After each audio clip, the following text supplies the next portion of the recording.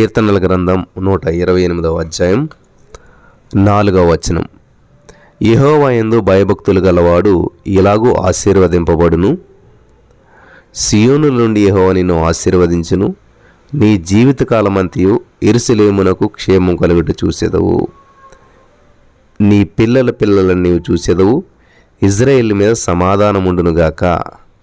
స్తోత్రం దేవా, సర్వోన్నత సర్వాధికారి, నీ యందు భయభక్తులు గలవారికి ఇచ్చేటువంటి ఆశీర్వాదాలు ఈరోజు మేము ధ్యానిస్తూ ఉండగా, ప్రతి వారికి వెనుగల చెవి గ్రహించగలిగిన గ్రహించి, విత్తపడిచిన వాక్యం వ్యర్థం కాకుండా ప్రతి హృదయంలో నాటబడి ఫలించి విస్తరించి నూరంతల పంట వారు అనుభవించినట్లు సహాయం చేసినందుకు వందనాలు చెల్లిస్తూ నజరేయుడైన యేసుక్రీస్తు నామములో ప్రార్థించి నమ్మి పొందుకొని ఉన్నాం తండ్రి, ఆమేన్. క్రైస్తవ జీవితానికి భయభక్తులు అనేటువంటివి ఎంతో విలువైనటువంటివి. వింటున్నారా ప్రియులారా? క్రైస్తవ జీవితానికి ఈ భయభక్తులు అనేటువంటివి ఎంతో విలువైనటువంటివి. ఆకాశంలో ఎగిరే పక్షికి 2 రెక్కలు ఎంత ముఖ్యమో, క్రైస్తవులమైనటువంటి మనకు భయభక్తులు అంత ముఖ్యమైనటువంటివి. భయభక్తులు కలిగి ఉండేటువంటి, ఒకవేళ భయభక్తులు కలిగి ఉంటే వచ్చే ఆశీర్వాదాలు లేదా మేళ్ళు మనం కొన్నిటిని ధ్యానించుకుందాం. ఈరోజు 4 విషయాలు మనం చూసుకుందాం. కొన్ని ప్రాముఖ్యమైనటువంటి విషయాలు, ఒక 4 విషయాలు మనం చూసుకుందాం. అందరికీ ఆశ ఉంటుంది దేవుడు అంటే భయభక్తులు కలిగి ఉండాలి అని చెప్పి, కానీ కొందరు మాత్రమే నెరవేర్చుకోగలుగుతారు. కీర్తనల గ్రంథంలో మనం చూసినట్లయితే 31వ కీర్తన 19వ వచనం మనం చదివినట్లయితే, నీ యందు భయభక్తులు గలవారి నిమిత్తము నీవు దాసించిన మేలు ఎంతో గొప్పది. ప్రియులు గమనించాలి. కాబట్టి దేవుడి యందు భయభక్తులు కలిగి ఉంటే వచ్చే ఆశీర్వాదాల్లో మొదటగా మనం గమనించినట్లయితే, లేదా మేలు ఏంటంటే గొప్ప మేలు దాచించుతాడంట. భయభక్తులు గలవారి ఎడల భయభక్తులు కలిగి ఉంటే గొప్ప మేలు దాచించుతాడంట దేవుడు. మనకిష్టమైనటువంటి వారికి ఇవ్వటానికి మనం శ్రేష్టమైనటువంటి దానిని దాచించుదాం కదా. అలాగే దేవుడు కూడా ఎవరైతే భయభక్తులు కలిగి ఉంటారో వాళ్ళ విషయంలో కూడా అంతే, గొప్ప మేలు. హల్లెలూయా. కాబట్టి ఎవరు చూశారండి, ఎవరు చేశారండి, దేవుడు ఏమైనా చూశాడా? నో. ఇటువంటి వైఖరిని తీసుకొచ్చేటువంటి వాడు సైతాను గాడు. కాబట్టి నీ తల్లిదండ్రులు నీకు దగ్గరగా ఉండకపోవచ్చు, నీ తల్లిదండ్రులు నిన్ను చూడకపోవచ్చు. నువ్వు నిజాయితీగా నీతిగా ఉండాలి అంటే కేవలం దేవుడు చూస్తున్నాడు అనేటువంటి మాత్రమే, దేవుడి యందు భయభక్తులు కలిగి ఉంటే మాత్రమే దీన్ని చూడగలుగుతా. యోసేపుని చూసినట్లయితే ఎవరిని చూసి భయపడ్డాడండి ఆయన? ఎవరికి భయపడ్డాడండి? తల్లి లేడు, తండ్రి లేడు, అన్న లేడు, తమ్ముడు లేడు, ఎవరు లేరు. తన జీవితం తన ఇష్టానుసారంగా జీవించవచ్చు, కానీ బానిసలోకి వెళ్ళినా, బంధకాల్లోకి వెళ్ళినా, సర్వనాశనమవుతున్నా నా దేవుడు చూస్తున్నాడు అని చెప్పి దేవుని కొరకు నీతిగా నిజాయితీగా జీవించడా లేదా? మరి దేవుడు దాసించిన మేలు గొప్పదా కాదా? దేశానికే గొప్ప వ్యక్తిని చేసేసాడు. బానిసగా వెళ్ళినటువంటి వాడు ఆ దేశానికే గొప్పవాడు అవటం, అది దేవుడు చేసిన గొప్ప మేలు కాదంటారా? దేవుడు నమ్ముకున్నటువంటి యోసేపు కలిగింది ఏంటంటారా? శ్రమ. స్టార్టింగ్ అంతా కూడా శ్రమ. అది శ్రమ కాదు, అది పరీక్ష. చదువుకోలేనటువంటి వారికి అది శ్రమలాగా అనిపిస్తుంది, చదువుకున్న వాళ్ళకి అది ఒక పరీక్షలాగా అనిపిస్తుంది. కాబట్టి ప్రిపేర్ అయినటువంటి వ్యక్తికి ప్రతి ఎగ్జాము ఒక ఆపర్చునిటీగా అనిపిస్తుంది. ప్రిపేర్ కానటువంటి వ్యక్తికి ప్రతి ఎగ్జాము ఒక శోధనగా, ఒక చేదు అనుభవంగా మిగులుతుంది. నా ప్రియమైనటువంటి వారులారా గమనించాలి. మనం ఎప్పుడైతే భయభక్తులు కలిగి ఉంటామో, దేవుని యందు మనం భయభక్తులు కలిగి ఉన్నట్లయితే, అంటే ప్రిపరేషన్ కలిగి ఉన్నట్లయితే, నువ్వు సిద్ధపడి ఉన్నట్లయితే, ఈ లోకంలో వచ్చే ప్రతి శ్రమ నీకు కీడు వెనక మేలు దాగిందని చెప్పి అన్యులే నమ్ముతారే, లోకస్తులు నమ్ముతారే. మరి ఎందుకని యేసుక్రీస్తు ప్రభువుని నమ్ముకున్నటువంటి మనం కూడా ఈ శ్రమలేంటి, ఈ బాధలేంటి అంటుంటారు? ఎందుకని? దీని వెనక నాకు మేలు దాగున్నది, దీని వెనకాల నాకు గొప్ప ఆస్తి దాగినదా అని ఎందుకని అనుకోం మనం? అంటే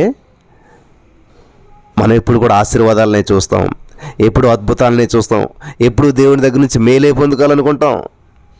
కీడు వచ్చిందంటే దాని వెనకాల మేలు ఉందన్న విషయం మర్చిపోతాం. కాబట్టే డైరెక్ట్ మేలు కావాలి మనకు. అన్నీ కూడా కష్టపడకుండా, శ్రమ పడకుండా అన్ని మేళ్ళే కావాలనుకుంటాం మనం. కానీ దేవుడు చెప్తున్నాడు, దేవుని యందు భయభక్తులు కలిగి ఉంటే వచ్చే ఆశీర్వాదాలు అంటే ఏంటంటే, నువ్వు నిజంగా ఆయన యందు భయభక్తులు కలిగి ఉన్నట్లయితే, దేవుడు చెప్తున్నాడు, నీ యందు భయభక్తులు గలవారి నిమిత్తం నీవు దాచించిన మేలు ఎంతో గొప్పది. నరులు ఎదుటి నిన్ను ఆశ్రయించే వారి నిమిత్తం నువ్వు సిద్ధపరిచిన మేలు ఎంతో గొప్పది. ఎంతో గొప్పదంట, మామూలు గొప్పది కాదంట.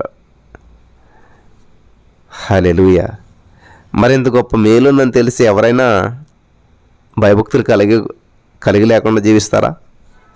నిజంగా దేవుడు అంటే భయం భక్తి ఉన్నప్పుడు మరి మన జీవితం ఎలాగుంటుంది? అమ్మో, ఈ మాట అంటే దేవుడు ఏమంటాడో, ఆ వ్యక్తి గురించి ఇలా చెడుగా మాట్లాడితే దేవుడు ఏమనుకుంటాడో, ఆ వ్యక్తిని నిందిస్తే దేవుడు ఏమనుకుంటాడో. చూసారా, ఇది దేవుడికి ఇష్టం లేదు. ఆ వ్యక్తిని దూషించడం, ఆ వ్యక్తి గురించి చెడుగా మాట్లాడటం, లేకపోతే దేవుణ్ణి ఈరోజు దేవుని సందులో నేను లేకపోతే దేవునికి ఎంత అవమానం వస్తుందో. కాబట్టి ఇట్లాంటిది ఉంటుంది దేవుని యందు భయభక్తులు కలిగి ఉంటేనే. లేదు అంటే దాన్ని బట్టి మనకు అర్థమైపోతుంది. భయము భక్తి కలిగి ఉన్నటువంటి వారు దేవుడు అంటాడు ఒకసారి, ఏమనుంటుంది, ఎవడైనా నన్ను ప్రేమించిన వాడు నా ఆజ్ఞలు గైకుంటాడో. ఎసా ఇలాగ అది కాదు చెప్పడం, దేవుని ప్రేమించడం నోటితో చెప్పడం కాదు, దేవుడు ఆజ్ఞలు గైకొనాలి. నిన్ను వల్ల నీ పొరుగు వాడిని ప్రేమించాలి. హల్లెలూయా. సరే, ముందుకు వెళ్ళిపోదాం, మనం చాలా టైం అవుతుంది కాబట్టి. ఒక్కో దానికి ఫస్ట్ ఏంటంటే గొప్ప మేలు దాచించాడంట. హల్లెలూయా. ఇదే 34వ కీర్తనలో మనం గమనించినట్లయితే ప్రియులారా, 9వ వచనం మనం చదివినట్లయితే, యెహోవా భక్తులారా ఆయన యందు భయభక్తులు ఉంచుడి, ఆయన యందు భయభక్తులు ఉంచువానికి ఏమీ కొదువలేదు. అసలు ఏమీ కొదువలేదంట. ఎంత బాగున్నది మాట. ఎవరికి కొదువలేదు? దేవుని యందు భయభక్తులు గల వారికి ఏమీ కొదువలేదు. మరి మనం అంతా కొదువులని జీవిస్తూ ఉన్నాం, అన్ని సమస్యలను జీవిస్తూ ఉన్నాం. కాబట్టి దీన్ని బట్టి మనకు అర్థమవుతుంది ఏంటి? భయభక్తులు కలిగి ఉన్నామా లేదా? భయభక్తులు కలిగి ఉంటే కొదువు ఉండదు అంటున్నాడు. గమనించాలి ప్రియులారా, కొదువులన్నీ తీర్చబడతాయి. నెంబర్ 1 గొప్ప మేలు దాచించుతాడు. నెంబర్ 2 కొదువు ఏముండదు అంటే కొదువులన్నీ తీర్చబడతాయి. క్రీస్తు యేసునందు మహిమలో మీ ప్రతి అవసరము తీర్చబడుతుంది. మన కొదువులు తీర్చువాడు మన ప్రభువారు, ఆయన పేరు యెహోవా ఈరే. ఆయనే చూసుకుంటాడని అర్థం అన్నమాట. కాబట్టి ఇక్కడ ఆయన యందు భయభక్తులు ఇచ్చుడి, ఆయన యందు భయభక్తులు ఇచ్చువానికి ఏ మేలు కొదువై ఉండదు. అంటే ప్రతిదాన్ని నెరవేరుస్తాడు, ప్రతిదాన్ని తీరుస్తాడు అని అర్థం అన్నమాట. కొదువ ఉండదు, కొదువులన్నీ తీరుస్తాడు, ఖచ్చితంగా నెరవేరుస్తాడు. మన ఆశలన్నిటిని, మనకున్న సమస్యలన్నిటి నుంచి విడిపిస్తాడు అని దీని యొక్క అర్థం. హల్లెలూయా. దేవునికి స్తోత్రం కలుగును గాక. బ్రదర్, నాకు ఉద్యోగం లేక ఎప్పటి నుంచో బాధపడుతున్నాను బ్రదర్. ఎక్కడ బ్రదర్? నేను దేవుడు అంటే చాలా భయభక్తులు కలిగి ఉంటాను బ్రదర్. బ్రదర్, నేను చాలా దేవుడు అంటే భయభక్తులు కలిగి ఉంటాను కానీ నా భర్తలో మారు మనసు రావట్లేదు. నేను దేవుడు అంటే చాలా భయభక్తులు కలిగి ఉంటాను కానీ నాకు గర్భఫలం రావట్లేదు. ఇలాగ చాలామంది అనుకుంటా ఉన్నారు ఈ వాక్యం వింటూ ఉన్నప్పుడు. బ్రదర్, నేను ఎంతో కాలం ఉద్యోగం వరకు ఎదురు చూస్తున్నాను, ఎంతో కాలం ఇది ఎదురు అది ఎదురు అన్నీ చూస్తున్నాను, దేవుడు అంటే చాలా భయభక్తులు కలిగి ఉంటాను. భయభక్తులు కలిగి ఉన్నటువంటి వణికిపోవటం అని కాదు ప్రియులారా. యేసోపులాగా ఎటువంటి శ్రమలు వచ్చినా, ఎటువంటి లోటు వచ్చినా దేవుణ్ణి దూషించకుండా, దేవుణ్ణి తూలనాడకుండా ఉండటం. యెహోవా యందు భయభక్తులు గల వారికి ఏ మేలు కొదువై ఉండదంట. గమనించాలి, ఆయన యందు భయభక్తులు ఉంచేవానికి ఏమీ కొదువు ఉండదంట, ఏమీ కొదువు ఉండదంట. కాబట్టి మరి యోసేపుకి ఎందుకు కొదువు వచ్చింది? యోసేపుకి ఎందుకు బానిసత్వం వచ్చింది? యోసేపు ఎందుకు శ్రమలు వచ్చాయి? మరి దేవుని యందు భయభక్తులు ఉన్నటువంటి ఏలియా గారికి ఎందుకని ఆహారం లోటు వచ్చింది, తినడానికి తినలేని పరిస్థితి వచ్చింది? మీరు ఎప్పుడు కూడా ప్రజెంట్ సిచ్యువేషన్ చూడొద్దు, ఫైనల్ సిచ్యువేషన్ చూడాలి. ప్రజెంట్ సిచ్యువేషన్ చూడొద్దు, ఫైనల్. యేసోపు బానిసగానే వెళ్ళాడు, బంధకాల్లోనే వెళ్ళాడు. ఏలియా ఆకలితోనే బాధపడ్డాడు కానీ ఆకలితో పడుకోలేదు. సంతృప్తిగా భోజనం పెట్టాడు దేవుడు, అప్పుడు పడుకున్నాడు. వింటున్నారా? జాగ్రత్తగా వినాలి. కాబట్టి చాలామంది ఏం చేస్తారంటే ప్రజెంట్ సిచ్యువేషన్ చూస్తే, ఏంటి ప్రజెంట్ నువ్వు మరి దేవుని సేవకుడు కదా, దేవుని నమ్ముకున్నారు కదా, ఎందుకు మీకు కష్టాలు, ఎందుకు మీకు శ్రమలు, ఎందుకు ఈ బాధలు, ఎందుకు మీకు తిండి లేదు, ఎస్, ఇప్పుడు లేదు. యోసేపు ఇప్పుడు గోతులోనే ఉన్నాడు, యోసేపు ఇప్పుడు బానిసగానే ఉన్నాడు, యోసేపు ఇప్పుడు జైల్లోనే ఉన్నాడు. కానీ అది ఫైనల్ కాదు. మీ దేవుడు గొప్పోడైతే మరి ఎందుకని సిలువ మీద వేలాడుతున్నాడు కదా? ప్రశ్న అందరూ.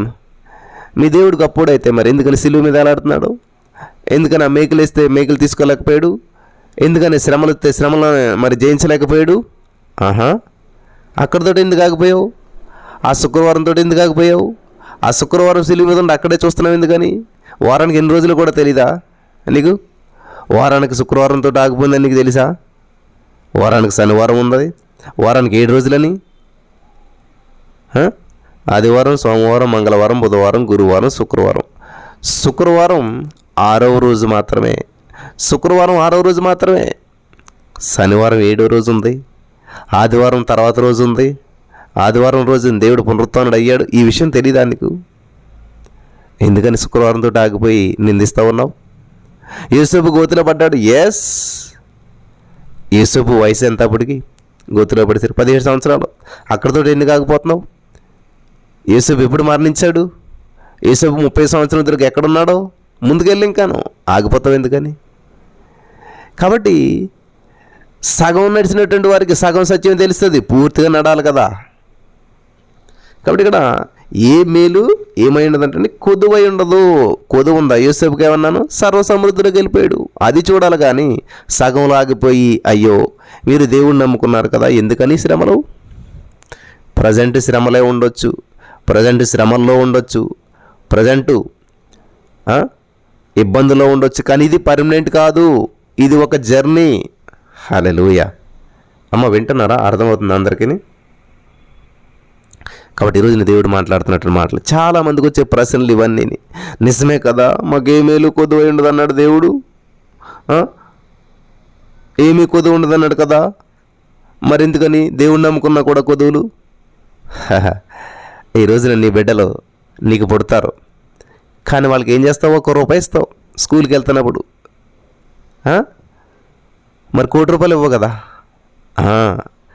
కానీ నీ కోట్లాస్తంతా వాళ్ళదే. ఎప్పుడు? వాళ్ళు పెద్ద అయ్యాక, వాళ్ళ మెచ్యూరిటీ వచ్చాక, వాళ్ళు మేనేజ్ చేశాక అప్పుడు ఇస్తావు. అలాగే దేవుళ్ళో నీవు బలపడుతూ ఉన్నాక, దేవుళ్ళో నీ యొక్క రిలేషన్షిప్ బలపడిన తర్వాత నెమ్మదిగా నెమ్మదిగా ఆశీర్వాదాల పంటను చూడగలుగుతావు. ఏ కొదువ నీకు ఉండదు. దేవునికి స్తోత్రం కలుగును గాక. ఇది చాలా ప్రాముఖ్యమైనటువంటి విషయం. వింటున్నారా? అలాగే ద్వితీయోపదేశకాండం 5వ అధ్యాయం 29వ వచనం మనం చదివినట్లయితే అక్కడ దేవుని వాక్యం సెలవిస్తున్నదంటే, వారికిని వారి సంతానమునకును నిత్యమును క్షేమము కలుగునట్లు వారు నా యందు భయభక్తులు కలిగి నా ఆజ్ఞలన్నింటినీ అనుసరించుచు మనస్సు వారికి ఉండిన ఎడల అనుసరించు మనసు వారికి ఉండిన మేలు. ఏంటంటే వారికి వారి సంతానానికి నిత్యము క్షేమం కలిగినట్లు. బాగుంది కదా? క్షేమము వేరు, నిత్యము క్షేమం కలిగి ఉంటామంట. ఎవరైతే దేవుని యందు భయభక్తులు కలిగి ఉంటారో నిత్యము క్షేమం కలిగి ఉంటారంట. మనం ప్రజెంట్ ఉన్నటువంటి నేటి దినాల్లో మనిషికి అన్నీ ఉన్నాయి కానీ క్షేమమే లేదు. అంతే కదా? అన్నీ ఉన్నాయండి, క్షేమం లేదు. ఆ క్షేమం కోసం పెట్టని ఖర్చు లేదు, వెళ్ళని స్థలం లేదు, చేయని పూజ లేదు. అయినా సరే మనిషికి క్షేమం లేదు. దేవుని యందు భయభక్తులే మనిషికి క్షేమం. హల్లెలూయా. ఏమన్నాడు దేవుడు? వారికిని వారి సంతానానికి మనం నిత్యమును క్షేమము కలుగునట్లు వారు నా యందు భయభక్తులు కలిగి నా ఆజ్ఞలన్నింటినీ అనుసరించేటువంటి మనసు వారికి ఉండిన మేలు. కాబట్టి నిత్యము క్షేమం కలిగి ఉండాలంటే దేవుని యందు భయభక్తులు కలిగి ఉండాలి. దేవుని యందు భయభక్తులు కలిగినటువంటి వారికి మాత్రమే నిత్యము క్షేమం ఉంటుంది, నిత్య జీవం ఉంటుంది, నిత్య సన్నిధి ఉంటుంది, నిత్య సంతోషం ఉంటుంది. ఎవరైతే దేవుని యందు భయభక్తులు కలిగి జీవించి మరణిస్తారో వాళ్ళ నిత్య జీవానికి వారసులవుతారు. వండర్. దేవునికి మహిమ కలుగును గాక. హల్లెలూయా.